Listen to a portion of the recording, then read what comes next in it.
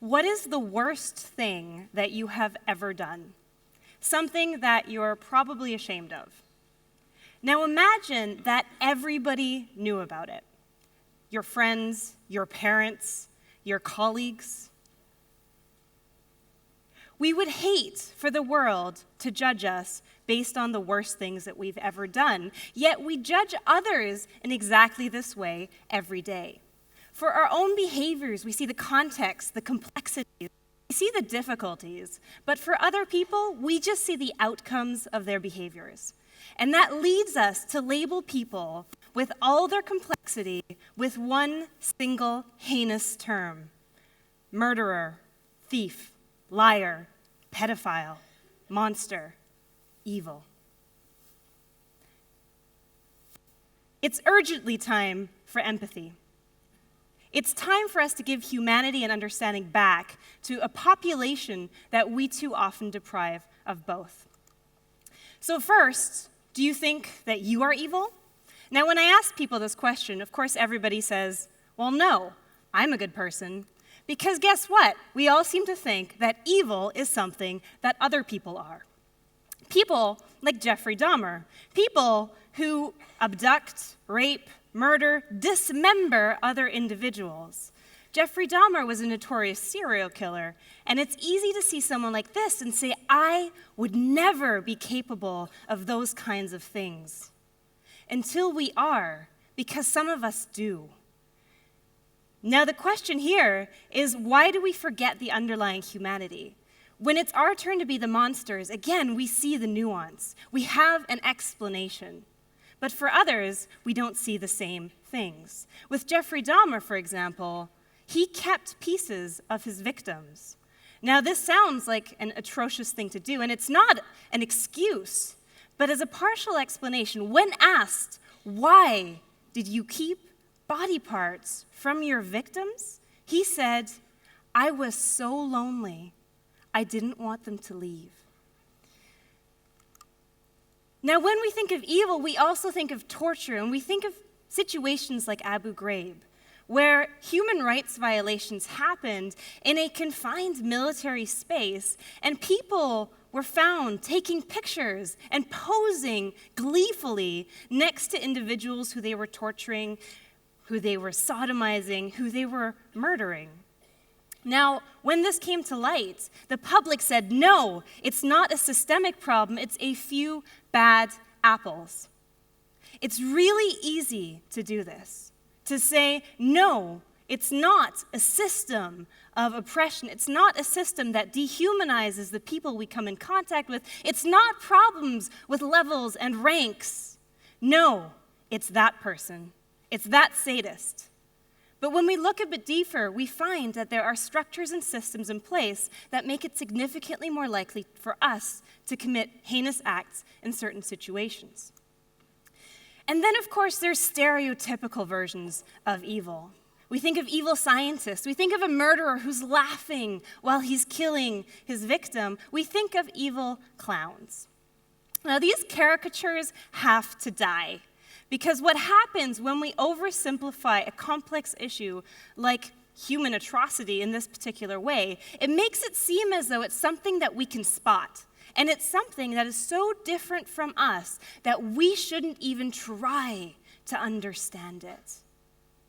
But evil and the things that we call evil might actually be something that we're all capable of. And the line between us and people like Jeffrey Dahmer might not be as distinct as we'd like to think. In fact, many of the things that we associate with evil actually happen with surprising frequency. Some of these things happen every day. For example, in a study on murder fantasies, it was found that most people have at some point wanted to kill somebody. In one study, 73% of men admitted to having murder fantasies and 66% of women. Now, that's most of the people in this room. And the people you probably want to kill or have at some point wanted to kill are your parents, are your lovers, and are a very popular target, potentially your boss. Now, this in and of itself does not, of course, mean that someone is going to actually go through with a fantasy. It can remain a fantasy. But given different circumstances, given maybe enough push, enough adversity, that fantasy might turn into reality quicker than we'd think. What about the people who we love?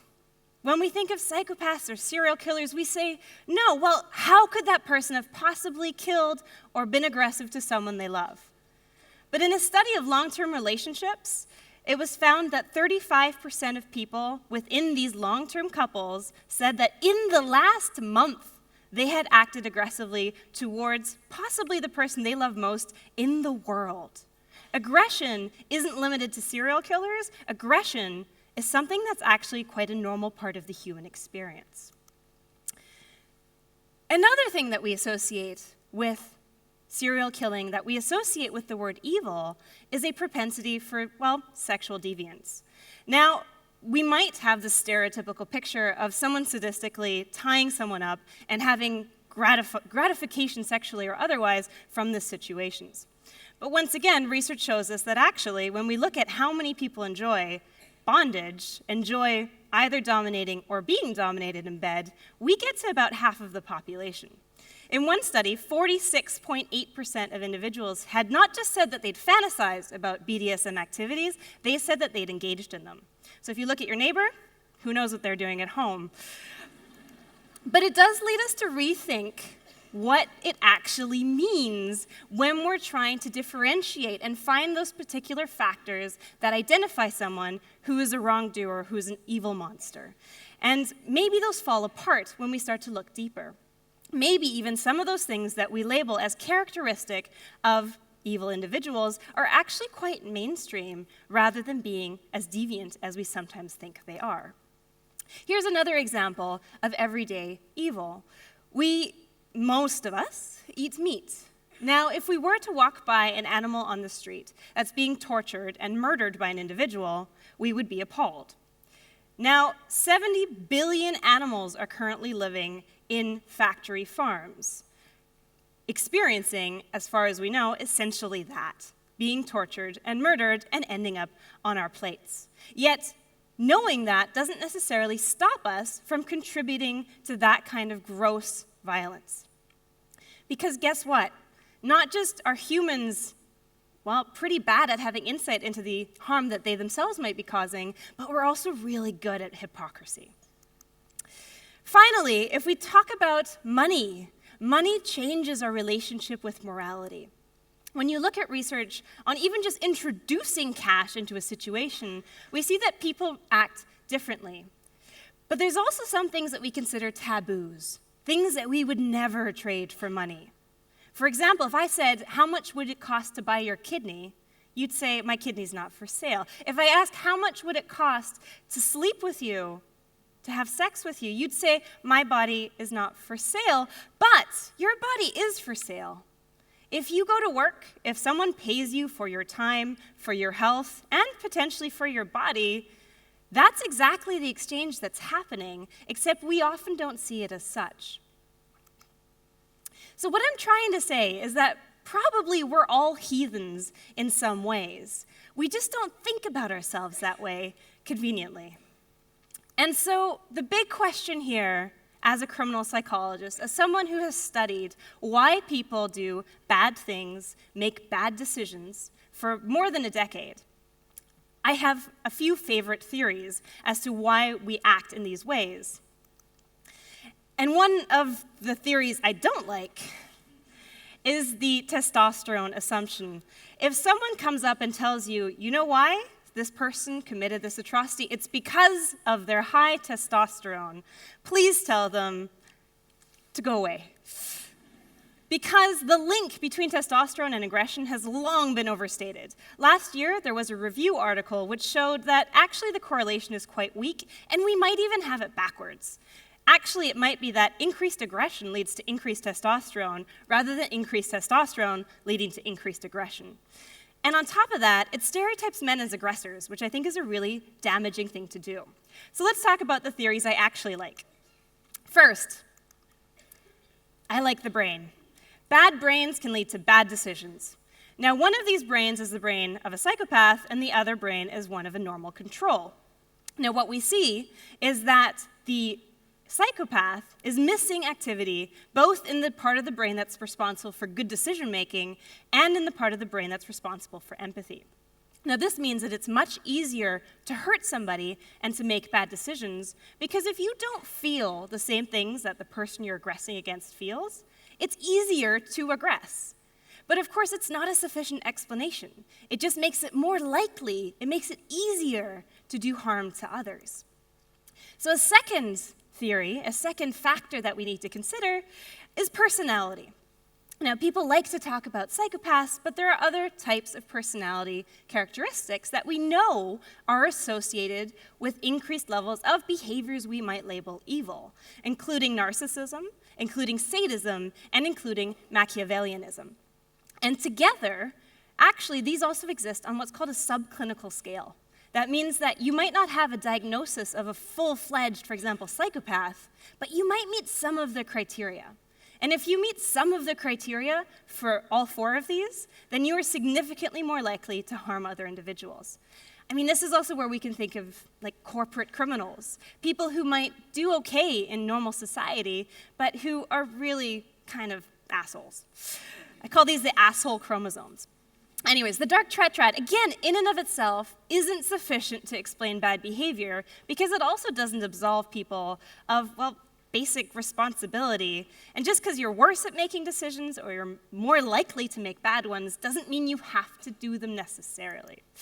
So 3, another thing that strongly facilitates bad behavior. Bad culture can also lay the groundwork for bad behavior. Right now, there's a lot of talk about sexual harassment. I don't think it's surprising that in a society that treats women as inferior to men, in a society that teaches boys that women are seductive temptresses, that they're not particularly good at science, that they're not particularly good at math, that men, understandably perhaps, treat women differently. We as a society have laid the groundwork for certain values and beliefs, and when someone acts in ways that are in line with the values that we've taught them, we shouldn't be surprised. Again, it doesn't justify, but it helps to explain. And we see things like rape, intimate partner violence. We see sexual harassment disproportionately perpetrated against women by men. And this is a systemic problem. Right now, there's a culture of pointing at the few bad apples, saying that's the reason that there is sexual harassment in this industry. But what that is doing is trying to externalize the problem. It's trying to say, it's not me, it's not us, it's that person. But it is us, and we're all part of the culture that facilitates bad behavior. 4, bad supervision or a lack of rules and regulations can also contribute to bad decision-making. A theory called routine activity theory, or RAT, suggests that if you put suitable victims in a place with motivated offenders without appropriate guardians, like regulators, like police, they are significantly more likely to commit crime. Now, one of the things that we're seeing right now is that online rates of crime are astronomical. And part of the rationale for that is that the cyber rat is that online, when we have so many potential victims and so many potential perpetrators in the same space without regulation, we get into trouble. So again, there, we can take it upon ourselves to help and regulate and bring in ethical frameworks that can help structure our interactions online.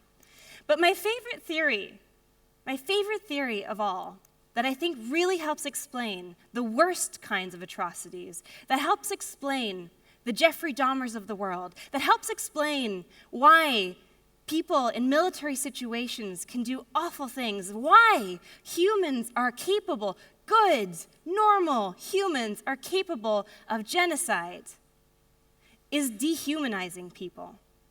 Because when we stop seeing people as human beings, it makes us capable of the worst kinds of atrocity. And one of the ways that we do that is by calling people evil. When we call someone evil, we're trying to communicate to someone that this person, I don't even want to try and understand. This person is so different from me that I'm not even going to consider them a human being. I'm going to use words like monster instead. And the problem is, as Nietzsche has said in his critique of the concept of evil, especially of the dichotomous concept of good versus evil, rather than a more nuanced understanding, suggesting that we're all a mix of things that some people consider good and others consider evil, is that when you start fighting with monsters, you have to be careful that you don't become the monster. And so what I need you to go out and do now is, next time somebody mentions the word evil, ask them what they actually mean by that term. Because using the word evil is lazy, it's unnuanced, and it's uninformed. And you can speak up against this. I would challenge you to think the unthinkable, to speak about that which others deem unspeakable. Bring up taboo topics at home. Try to delve and start discourse about these incredibly important issues. Because then we can start to explain that which some deem unexplainable, and hopefully we can begin to prevent that which others have deemed unpreventable. Because it's time for all of us to embrace our evil empathy. It's time to rethink evil. Thank you.